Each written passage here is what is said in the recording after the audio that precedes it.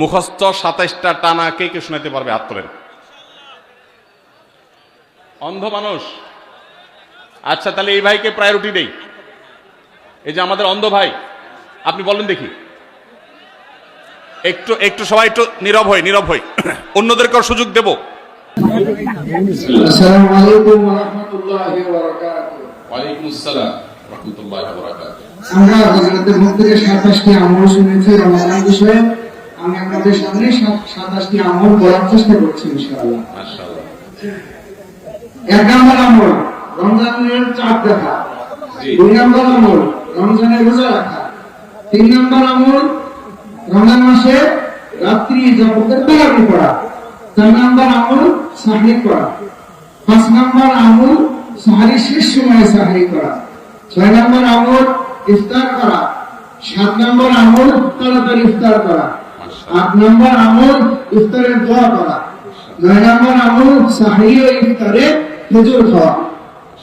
10 নম্বর আমল সকল ধরনের পাপাচার থেকে নিজেদেরকে বিরত রাখা। 11 নম্বর আমল অধিক পরিমাণে দোয়া করা। 12 নম্বর আমল মিথ্যা কথা এবং কাজ থেকে বিরত থাকা। 13 নম্বর আমল বিভিন্ন ধরনের অশ্লীলতা, বেহায়াপনা, ঝগড়া বিবাদ থেকে রমজান মাসে বিরত থাকা। 14 নম্বর নেক আমল করা, বেশি বেশি ভালো আমল করা। 15 নম্বর ইস্তেগফার করা।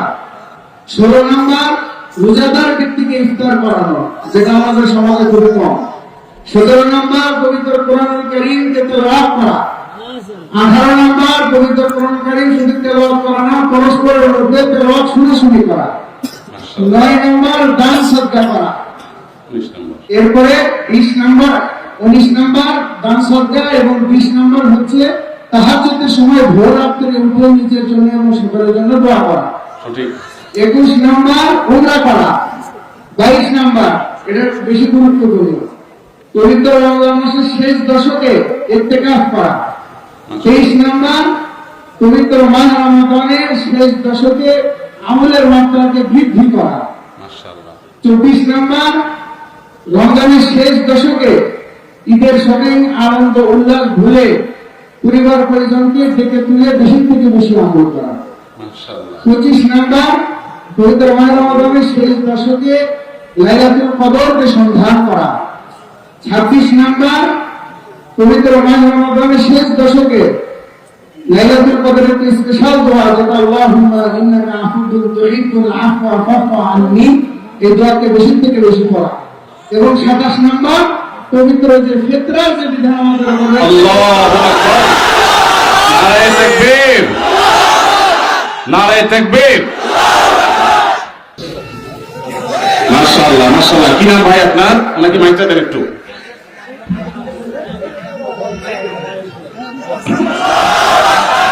কি নাম আপনার ভাই?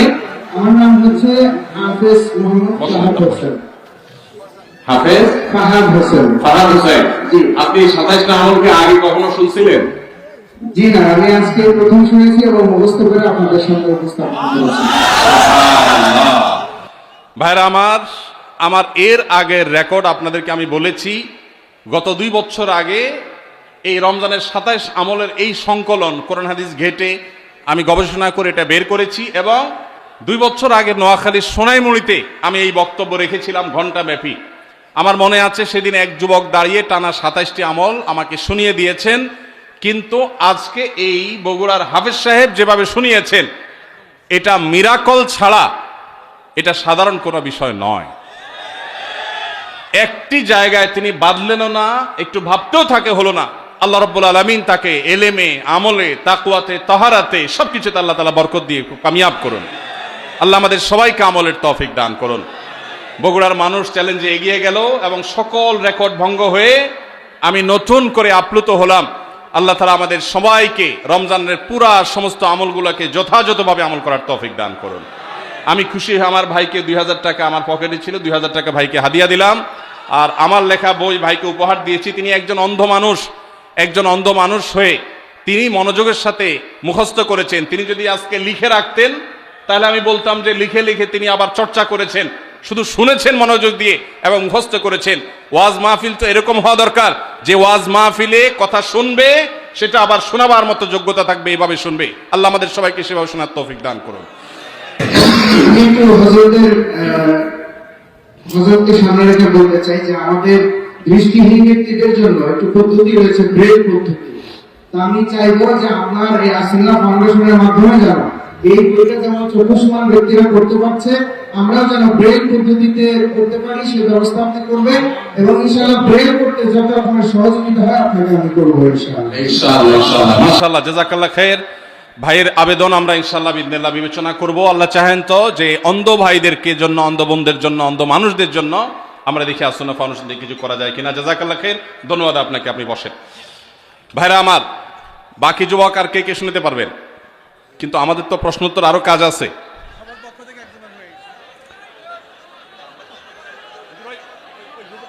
আচ্ছা বসেন, আমি এখন একটা চ্যালেঞ্জ দেই। সবাই একজন এমন ভাবে শুনাইছে, আমার আসলে এর চাইতে ভালো আর কেউ শুনাইতে পারবে বলে আমি নিশ্চিত কেউ পারবে না। এর চাইতে ভালো যদি কেউ পারবেন বলেন তাহলে সে হাত তোলেন। এর চেয়ে ভালো যদি না হয় তাহলে জরিমানা কি হবে?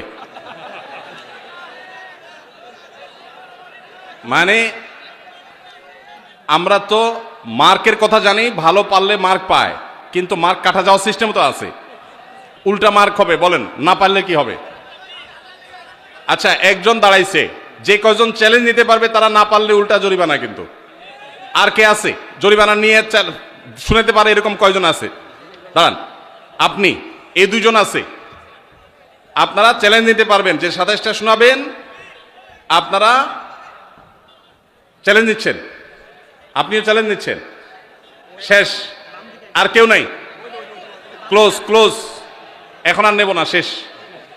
এই 3 জন আর আপনি 4 জন চলে আসেন, 4 জন সামনে চলে আসেন। একটু বসেন। রমজানের চাঁদের জন্য তালাশ করা। 2 নাম্বার রমজান মাসে রোজা রাখা। 3 নাম্বার তারাবির নামাজ পড়া। 4 নাম্বার সাহারি করা। 5 নাম্বার শেষ সময় সাহারি করা। 6 নাম্বার ইফতার করা। 7 নাম্বার দ্রুত ইফতার করা। 8 ইফতারের দোয়া করা। 9 সাহারি ও ইফতারে খেজুর খাওয়া। 10 সকাল সকাল খাবার বর্জন করা। মাশাআল্লাহ, সঠিক উত্তর। কি নাম তোমার? আমার নাম রাফি। রাফি, কি করো? আমি এবার পরীক্ষার্থী। এসএসসি পরীক্ষার্থী। আল্লাহ তাআলা তোমাকে ভালো ফলাফল করার তৌফিক দান করুক। বড় মানুষ হয়ে দেশে থাকবা না বিদেশে চলে যাবা? দেশের মানুষের জন্য কাজ করতে চাই, দেশের মানুষের উন্নয়ন করতে। চান্স পেলে বিদেশে যায় দেশে ভুলে যাবা? দেশেই থাকতে চাই ইনশাআল্লাহ। দেশে থাকলে দেশে দুর্নীতি, 2 নম্বরে ঘুষ টুস এগুলা করবা? দেশ থেকে সমস্ত খারাপ কাজ তুলে দেওয়ার চেষ্টা করব ইনশাআল্লাহ। আল্লাহ তৌফিক দান করে কে যুবককে। ইনশাআল্লাহ। প্রিয় ভাইরা আমার, আমাদের প্রিয় দেশ